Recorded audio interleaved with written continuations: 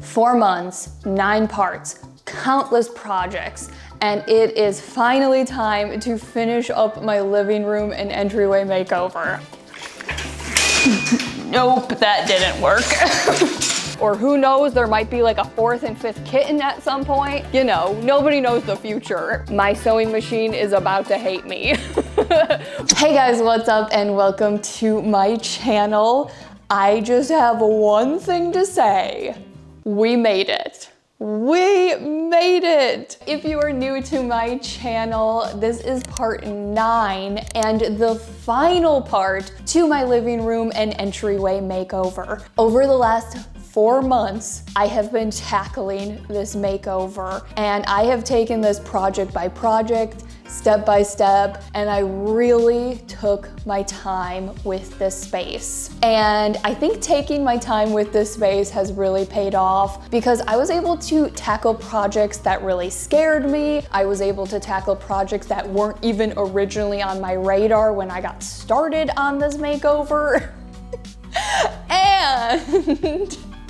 And I really got to think through my design and think through what was going to look the best for my space. And I am just a few small projects away from finishing this makeover. So with all of that being said, let's jump into it and let's finish up this makeover. You guys like what I've done with the place? It's been a while, actually a very long time since I have fully emptied out this room. And I have a very good reason for emptying out this room, but I will explain that in just a little bit. The first thing that I want to tackle is the final wall, which is my bay window wall. If you haven't been following along with this series, one of my main goals of this makeover was to brighten up this space and make it feel as big as it possibly could be. And in this room, I have standard 8-foot high ceilings. And even though that's not like short, there's something a lot grander looking about, 9 and 10-foot ceilings or vaulted ceilings. So one way I've made my 8-foot high ceilings look as big and as tall as they possibly can be is by drawing your eye up. So a few years ago, one of my original projects I ever did for this room was taking my built-ins all the way to the ceiling. And then throughout this makeover, I've added a lot of visual details that draw your eye up. And the final wall that I have to work on is my bay window wall. And I think this is one of the walls that, still kind of kept your eye down instead of up. So originally I had the curtains on every window, framing out every window. And so I'm going to be moving the curtains to be on the wall up here and taking them as close to the ceiling as I possibly can take them, which is just below my crown molding. So this is just gonna be another visual aid, drawing your eye up. Not only is this going to draw your eye up, but I think it's going to make my bay window stand out more because it's not gonna be as covered, which I think is gonna look really nice. And I think it's gonna also allow for more light to flood into this room. Well, on sunny days. Today it's very cloudy, but yeah, I think this is gonna look so nice. And just a little bit ago, I took the old curtains down. I filled in all of the screw holes and everything. So I have some sanding and touch-up painting to do, and then we can get these curtains hung up. I don't know why I'm on a ladder. I can just reach these things. You know what? I do not want to get paint on this sweatshirt. This is door and trim paint. Okay.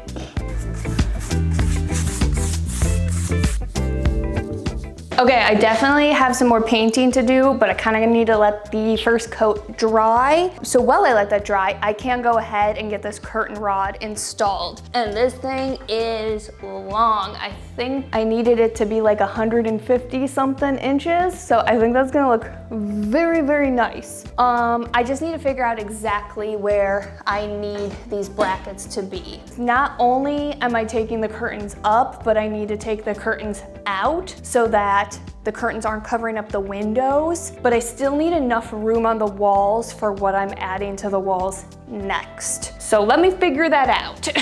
I'm pretty sure I determined 10 inches from this right here. 10 inches would be here. Do I want to take it out to 12? Let me see what that looks like on this side. Yeah, that would give me enough room for what I need to add next. We're doing 12 inches out from this edge. So I'm just putting this bracket just below the crown molding because that's as high as I can take it on this wall. I'm just using the drywall anchors that came with the brackets. You are in there. Okay, I got 2 more brackets to install.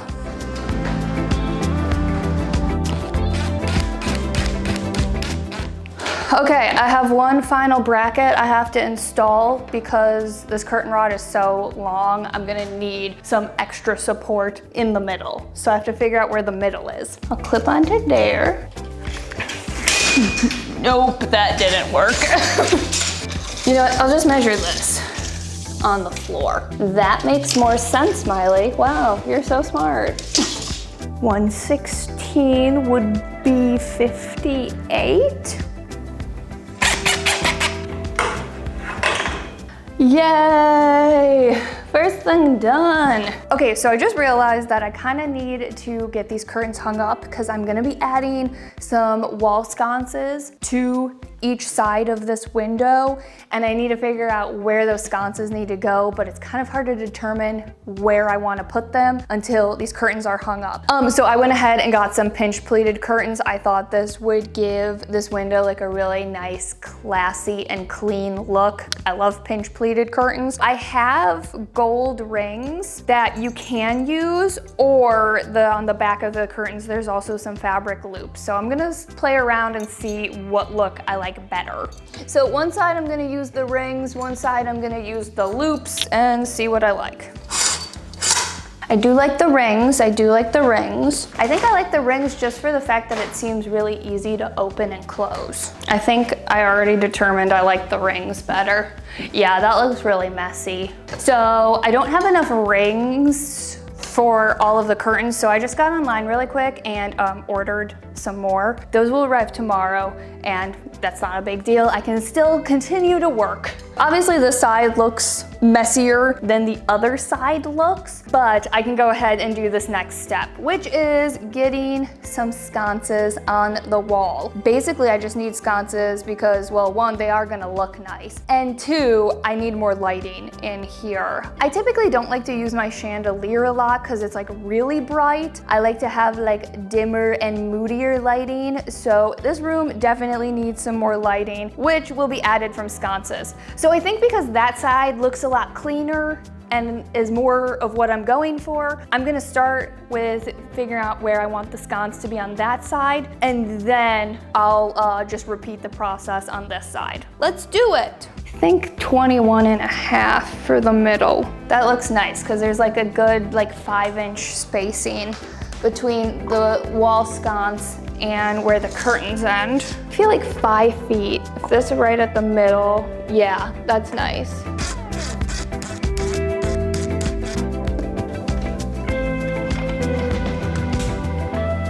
Yeah, cool. Yeah, that looks really nice.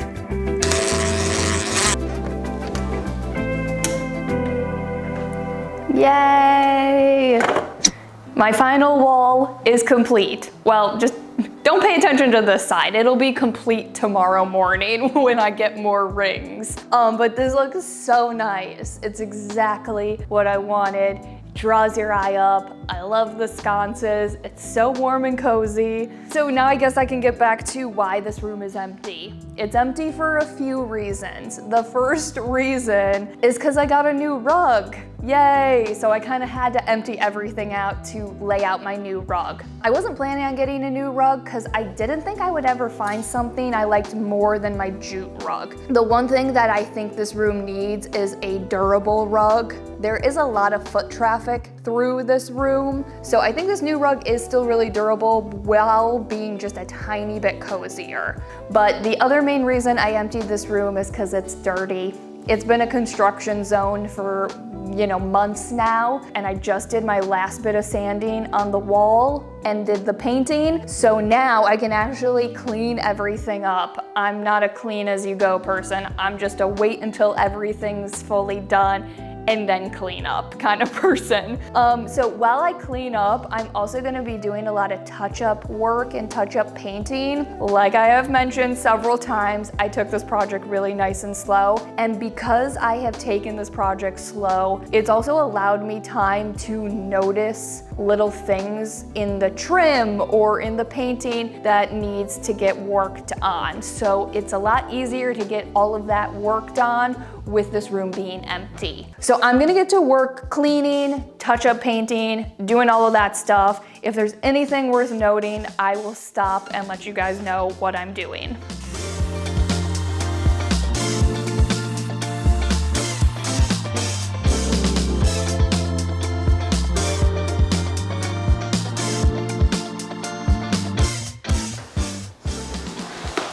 Okay, so I am gonna go ahead and do some touch-up painting. The only area on my built-ins that needs touch-up painting is mainly this countertop, and that is because I have cats and they have scratched up the surface. So I'm gonna go ahead and do exactly what I did on my staircase, which is paint and then do top coat so that this paint is instantly durable and I don't have to wait a month and keep my cats off of these built-ins for a month to make it durable and wait for that paint to cure. So let's do that. Lightly scuff this up.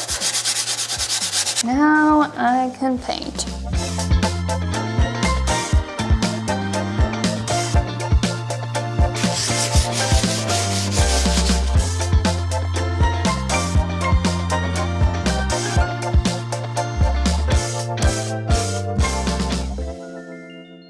I am one project away from finishing my living room and entryway makeover. Like this whole series, this whole makeover will be done after today. Oh my gosh, I feel like that just hit me. I pressed record, I sat down and was like, oh my gosh, I'm finishing my living room today. So before I get to my final project, I have one quick thing that I want to do. If you're new to my channel, and if you haven't seen them in this video, even though there's one walking right down the stairs, I have cats. I have 3 of them, and I love cats, as you can tell by my cat gallery wall in my entryway. But there is something that comes with the territory of owning cats that isn't great, and that is scratching. My cats, for the most part, are really good about using their scratch pads and their scratch posts and all of that stuff, but when they were kittens, and actually I'm still kind of going through a kitten phase with Moses right now, you know, you have to teach the cats not to scratch at your furniture and use their actual posts. And when they were kittens and really like scratching up the furniture a lot, they had one particular part of the couch that they really liked to scratch, and that was the chase part, just the corners down here. I don't know why, they all just like loved this one particular spot. And I didn't want to do all of this work to my living room and basically have everything be new, only to have like a torn up and tattered couch. So I've been trying to think of ways to kind of fix up these corners, because this is really the only part of the couch that is torn up. And my couch is just from IKEA, so this is just a cover. And at first I was just gonna do some kind of like accent fabric piece to cover this up, but then I realized my cats could potentially scratch that up again, or who knows, there might be like a 4th and 5th kitten at some point. You know, nobody knows the future. So then when I decided not to go with that little fabric piece, it got me thinking that maybe, just maybe, there were like little metal decorative pieces, because obviously if they're metal, my cats can't scratch at them and, you know, destroy the corners again. So I hopped on Google and just typed in decorative metal corner furniture pieces, and it turns out that is a thing. There is a ton of different options. So I just picked out these like really cheap little metal plates, and I'm gonna use 3 at each corner, so I had to get 2 packs. So I'm gonna quickly get these attached, and then we can move on to the official final project I have for my living room. These metal plates came with screws, but I went ahead and got some brass upholstery tacks because I thought it might look more like the couch came this way if I used upholstery tacks. This is the bad corner. Like, out of all of the corners, this corner got torn up. And I'm gonna wrap my hammer with a cloth so that it doesn't damage these brass tacks.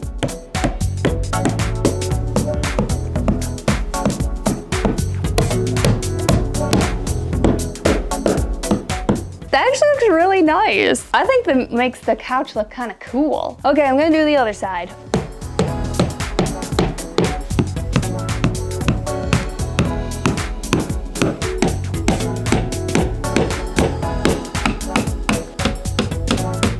Yay, all done. Okay, it is time to do the last project. And as you might be able to tell, I am going to be recovering my ottoman. This is the first time I've reupholstered something that I built and upholstered from scratch. I think this is gonna be really fun. And the reason I am redoing my ottoman is because slowly but surely the fabric I went with has started to not really fit the direction I took my living room. And especially when I went with a window pane fabric for the chair I reupholstered in my living room, I knew I was gonna wanna recover my ottoman. So this fabric, it is called Hardened Barley. This is another fabric from Folio Fabrics. Thank you so much, Folio Fabrics, for supplying me with all of my upholstery fabric needs. Getting to work with their fabrics has made my house look and feel so high-end because all of their fabric is incredible, and I am obsessed with this fabric. This was another sample that I got originally for my chair in my living room, and I instantly knew I didn't want to use it on my chair, but the second I went with that brown window pane fabric, I couldn't stop thinking about this fabric for my ottoman, because I'm not sure if you can tell from this shot, but I'll try to get another shot. This fabric is like brown and kind of grayish, and then we've got dark brown, we've got white, and it's speckled, and it's so pretty. So it really fits everything in this room. This is also a part of their performance line fabric, so it is pet resistant, stain resistant, all of that good stuff. It's really durable. This fabric has some structure to it. My sewing machine is about to hate me. What I need to do first is take some measurements because I do not remember how big I made this ottoman. So I'm gonna measure seam to seam and then go ahead and get all of my pieces cut out so I can make a new cover for this ottoman. Let's get to work. I think I made it 2 feet by 4 feet, but I can't remember. 50 inches. I feel like probably somewhere in my notes, I probably have the exact measurements. Okay, I'll just make the side pieces about 20 inches. Okay, let's go cut out some fabric. The one nice thing about this fabric is that it's not patterned, which means I don't have to spend forever lining up lines to sew this new cover. But the one nice thing about patterned fabric, especially like plaid or striped fabric, is you have those stripes to make sure you're sewing and cutting out straight pieces. So I'm gonna really take my time measuring and cutting out these pieces and marking out the lines I need to sew so that I am sewing straight lines. What is the first piece I need? I think 24 by 50.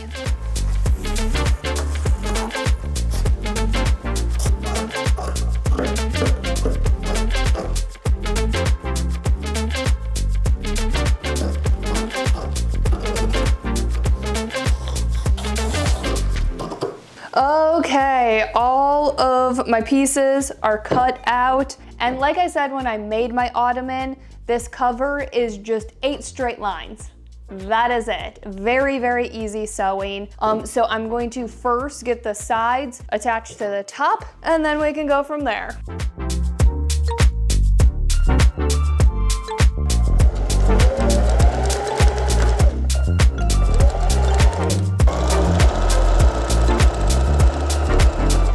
Let's get the next side attached.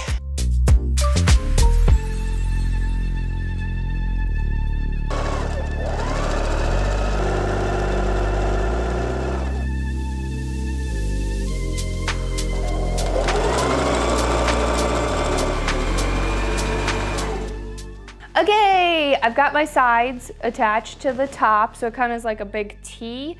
And now I just have to sew 4 more straight lines and attach the sides together. And then I can get this cover put on my ottoman. Now, sewing this isn't hard. It's just, it starts to get to be a lot of fabric.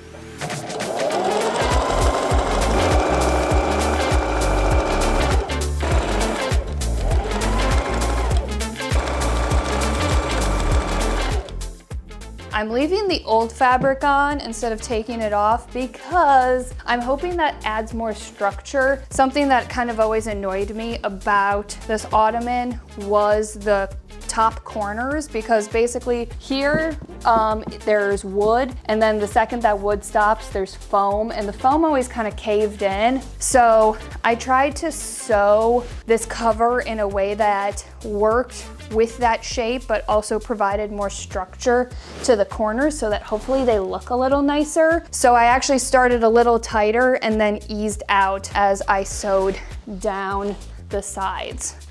Oh yeah, I think this is gonna look a lot nicer. This looks really nice. So I have staples. I just have my normal staple gun, and I'm gonna staple this to the bottom and get it moved into my living room. Eep!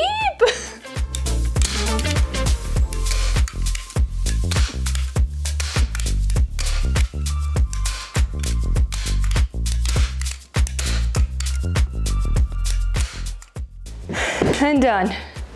Yay. Oh, that's so nice.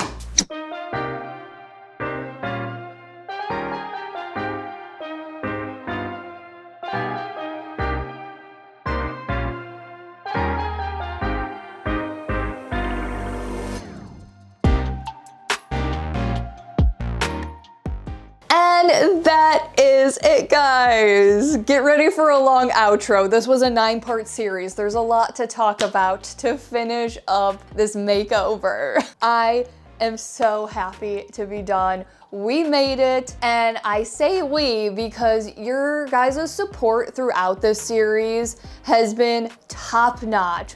All of your likes, your comments, your watches of all of these different projects and videos has been so incredibly motivating. And because of all of that support, I really wanted to tackle projects within this makeover that terrified me. To show you guys that no matter what projects you want to get done, even if you're terrified to do them, you can get them done. Just take them one step at a time. And I was just looking around this room trying to figure out what summarizes this makeover, and I think the overall theme of this makeover is just take your time. I don't know how I didn't realize this, but every major piece of furniture, except for my couch, I either built or I flipped it. So I built the cabinet by my front door, I built my ottoman, I redid my built-ins, I reupholstered this bench and the chair behind me, and then I also flipped my TV stand. And getting that custom one-of-a-kind look for this room takes time, and also even just finding these pieces of furniture that I flipped took time. Had I done this project a few years ago, I definitely wouldn't have gotten this result. And as I looked around this room, I also realized beyond the furniture, pretty much everything in this room, except for a handful of things that I've used to decorate, were all purchased secondhand. So I either found them thrifting, antiquing, rummaging, or on Facebook Marketplace. So finding all of these things to decorate this space also just took time. And not only did it take time to slowly collect the furniture and all of the things I've used to decorate this space, but it also took time to actually work my way through all of these projects. And I'm so glad I took this makeover series as slow as I did, because I was able to put a level of detail into each one of these projects that I definitely wouldn't have been able to had I taken this project and this makeover a lot faster. Also, within the design, I was able to pivot and make changes as I saw fit, like not painting my front door black. All of those changes and taking my time really just helped me get the best results I possibly could in the end. And not only was this a living room makeover, but this was also an entryway makeover. And I think all of the changes that I've made to the entryway and to the living room, makes it feel like one big cohesive space. And my main goal of this makeover was to take this space and make every inch of it look and feel the way I wanted it to look and feel, and I think I most definitely accomplished that. Go Miley. So I hope you guys liked this video and project. I hope you guys loved this series as much as I did sharing all of these projects with you guys. So as always, thanks so much for watching, and I'll see you in the next one. Bye guys.